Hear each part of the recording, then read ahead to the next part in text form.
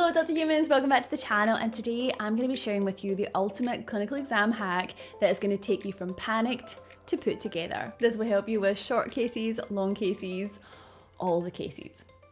Let's do this. So before we get to the cheat code, the ultimate hack for shining on exam day, we need to acknowledge where we are going wrong in this process. So what can happen as we work towards our clinical exam is that we are so nervous and we are so in our head about our own performance that we actually become less able to take in information and engage with the task in front of us. So for example, you might be in your cardiac short case and you have your stethoscope on the chest and you're listening, but you're not really listening. You're not really paying attention because your brain has checked out. It has decided to fight or flight at this present time, and so it's otherwise preoccupied with a sense of impending doom. Physically, you're just going through the motions, but you're not engaged with the process, because when one's sympathetic nervous system is to be activated and off chops, the last thing that we as human beings are going to do is care about those heart sounds. Even when our career depends on it, we're too far gone. Ta-ta clinical exam, we're just surviving and kind of waiting for it to be over, if we're honest. And it sounds bonkers, right? Because what we'd like to be doing is being present and paying attention and taking in all the information and bringing it all together in a nice little package for the examiners, right? So we can pass the exam and move forwards in our dream career. So why is this so hard, right? If our career depends on it, why can't we focus? So what's actually happening here is that we are thinking about ourselves rather than thinking about the patient. Okay, I'm going to say that again. If you are having this deer in the headlights situation, it means that you are thinking about yourself and not about the patient.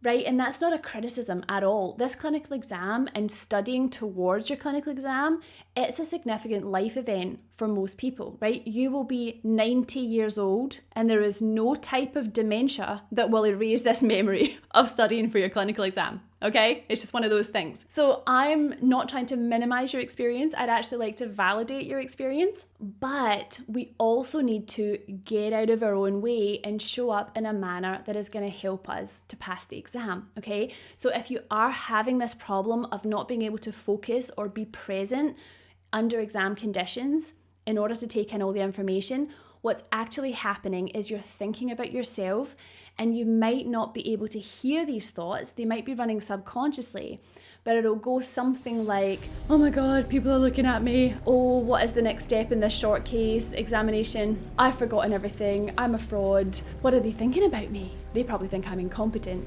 I'm gonna fail and that's gonna be awful. And if you're sitting the exam for the second or third time, this might be even more intense as you call upon those memories from your past uncomfortable experiences of the exam. But the good news is that there is a cure for this, and it's pretty quick. So if the ultimate underlying problem with this sort of performance anxiety is that we are thinking about ourselves, then we can intentionally set ourselves up at the start of every short case and every long case to shift our focus to the patient in front of us and apply curiosity.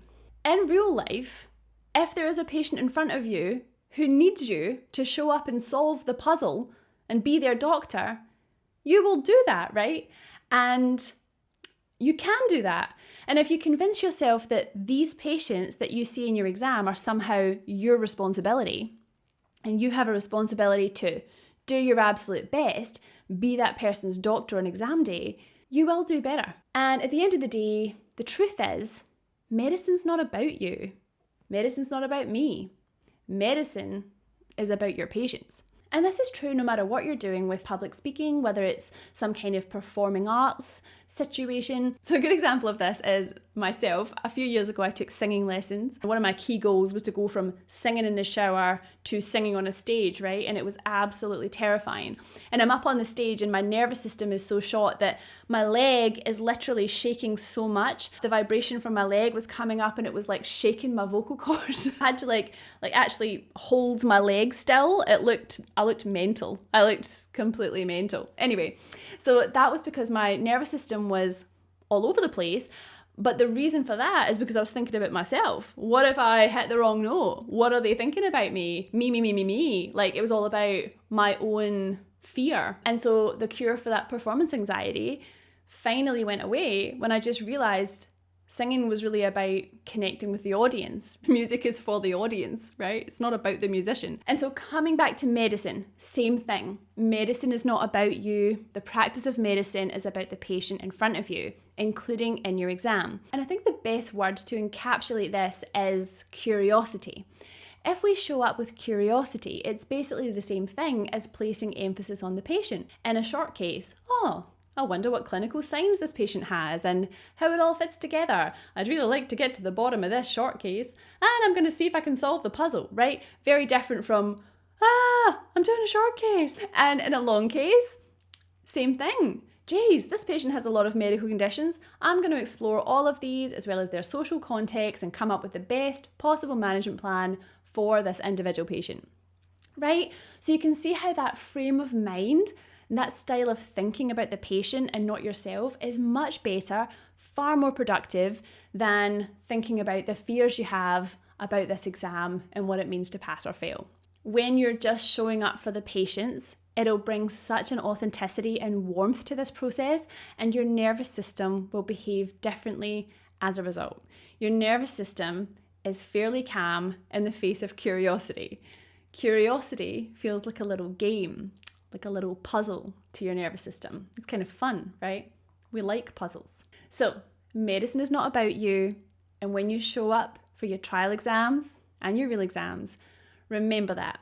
Approach every case with curiosity and let me know how you go in the comments below. And if you enjoyed this video, then you're gonna love this one. Thank you so much for joining me. Be sure to hit that like and subscribe button and share this video with a study buddy if you found it useful. And I'll see you again next time.